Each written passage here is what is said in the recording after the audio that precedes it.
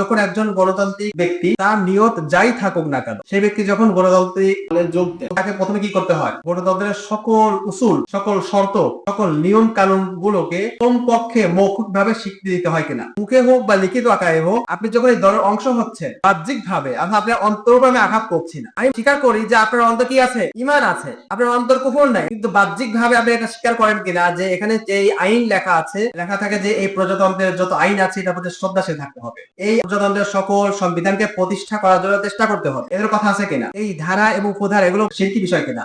কুফরি এবং শিরকি বিষয় যদি হয়ে থাকে, এটাকে রক্ষা করার দায়িত্ব নেওয়া, এটার প্রতি শ্রদ্ধা রাখা এবং এটাকে মান্য করার যে ব্যাপার আছে, এটা কুফরকে বাহ্যিক উচ্চারণ করা, কুফরি কথাকে বাহ্যিক ভাবে স্বীকার করা হয় কিনা। এখন কথা হলো, আমি তো মনে মনে স্বীকার করি নাই, আমি তো শুধু মুখে মুখে স্বীকার করেছি। এখন এই ক্ষেত্রে আমাদের মাসালা হলো যে কুফরি কথা যদি কোনো ব্যক্তি অন্তরে না রেখেও শুধু মুখে উচ্চারণ করে, তাহলেও সে ব্যক্তি কুফরি করে। শুধুমাত্র একটি ক্ষেত্রে আল্লাহ তাআলা এই জায়গা ছাড় দিয়েছেন, নিজের প্রাণের শঙ্কা যদি তৈরি হয় অথবা নিজের কোন অঙ্গ হারানোর যদি শঙ্কা তৈরি হয়, এইরকম যদি একটা অবস্থা তৈরি হয়, তখন বাহ্যিক ভাবে, মৌখিক ভাবে বা লিখিত আকারে কুফরি কথা লেখা বা বলা যাবে, অন্তরের মধ্যে ঈমান ঠিক রাখতে হবে। এইটাই হলো কুফরের একমাত্র ছাড়, একমাত্র সুযোগ বা অপশন, যে ক্ষেত্রে ইসলাম ছাড় দিয়েছে।